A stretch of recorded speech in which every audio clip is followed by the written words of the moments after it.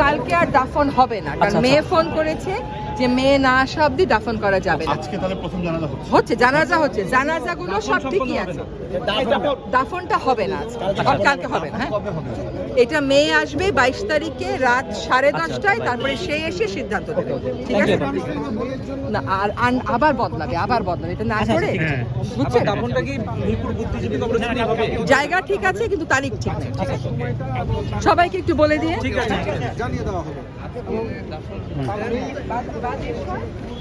দর্শক, হাসান আরিফের দাফন নিয়ে কিন্তু আসলে তারিখ নিয়ে জটিলতা তৈরি হয়েছে। অর্থাৎ হাসান আরিফের মেয়ে কিন্তু দেশের বাইরে রয়েছেন, তিনি 22 তারিখে আসবেন এবং 22 তারিখে এসে তিনি আসলে সিদ্ধান্ত নেবেন কবে নাগাদ তার দাফনের ব্যবস্থা করা হবে। দর্শক, আগামীকাল বুদ্ধিজীবী কবরস্থানে কিন্তু এই দাফনের কথা ছিল, কিন্তু সেটি হচ্ছে না। দাফন হবে কিন্তু 22 তারিখ তার মেয়ে দেশে আসার পরে। দর্শক,